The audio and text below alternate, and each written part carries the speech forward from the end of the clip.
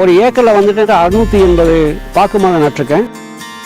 340 cocoa செடி நட்டிருக்கேன்.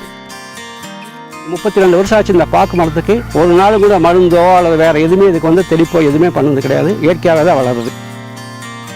Cocoa பயிர் சிறந்த ஊடு பயிர், அதில் எந்த மாற்றமும் இல்லை. 340 கோகோ செடியிலேருந்து பார்த்தீங்கன்னா ஒரு கிலோ இன்றைக்கி வந்துட்டு ஆவரேஜாக 200லேருந்து 250 வரைக்கும் வருது. ஒரு 60லேருந்து 65,000 ரூபா ஒரு ஏக்கருக்கு கோகோவில் வருமானம் வருது.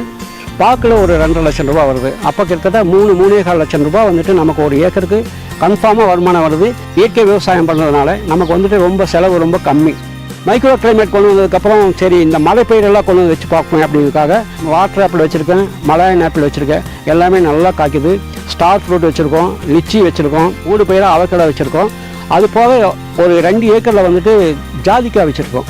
கட்டாயமாக வந்துட்டு இந்த பாக்கு பயிர் கோகோ பயிரில் வந்துட்டு நல்ல வருமானம் இருக்குது. எல்லாருமே பண்ணலாம். எல்லோருக்கும் வணக்கம். என்னோடய பேர் நடராஜன்.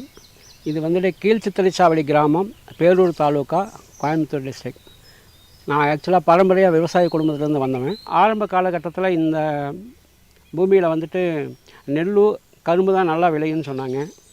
அப்புறம் பார்த்தோம்னா ஆள் பற்றாக்குறை, அப்புறம் வருமான இன்மை, அதனால் வந்துட்டு நாங்கள் எல்லாமே பாக்கு விவசாயத்துக்காக மாறிட்டோம்.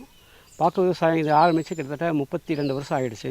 நாங்கள் ஹைப்ரிட் வெரைட்டிக்கு போகாமல் நாட்டு வெரைட்டிக்காக தான் வாங்கி அதை எடுத்து நாங்கள் பயிர் செய்தோம். பாக்கு கன்று வந்து ஒரு 5 இலைகள் இருக்கணும்.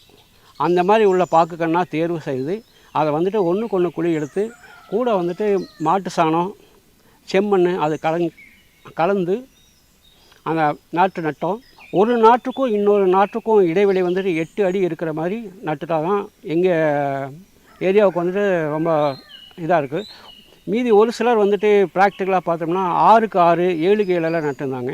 அதில் எல்லாமே பார்த்திங்கன்னா ஒரு 7 வருஷம் 8 வருஷத்துலேயே மரமெல்லாம் வந்துட்டு ரொம்ப ஹைட்டாக போயிடுச்சு. நல்லா உட்காந்து வரல. அதனால் எங்கள் ஏரியாவுக்கு, கோயம்புத்தூர் ஏரியாவுக்கு 8க்கு 8 அப்படிங்கிற ஸ்பேன் வந்துட்டு ரொம்ப கரெக்டாக இருக்குது. கூட ஊடு பயிர் செய்கிறதுக்கும் கொஞ்சம் வசதியாக இருக்கும். பாக்கு கன்று நட்ட பிறகு அது வந்துட்டு ஒரு 6 to 7 வருஷத்தில் வந்துட்டு நாட்டுப்பாக்கு ஈல்டுக்கு வரும். அப்படி வரப்போ பார்த்திங்கன்னா ஒரு 2 வருஷம், 6வது வருஷம் 7வது வருஷம் வந்துட்டு ஒரு 50%லேருந்து 75% வரைக்கும் காப்பு வரும். 7வது வருஷத்துலேருந்து ஃபுல் காப்பு வந்துடும். ஒரு 3 வருஷம் கழித்து மட்டும் நம்ம இயற்கை உரமாக தான் கொடுத்துட்டு இருந்தோம். மாட்டு சாணம், கோழி எரு, ஆட்டு புழக்கை அதுதான் பண்ணிகிட்டு இருந்தோம். பாக்கு கன்று நட்டதுக்கப்புறம் அதை அப்படியே தனியாக விட முடியாது. ஒரு வாழை அதுக்கு வந்துட்டு போட்டு அதுக்கு நிழல் தரணும். டைரெக்டாக வந்துட்டு பாக்கு கன்று நட்டோம்னா அது வெயிலுக்கு வந்துட்டு ரொம்பவுமே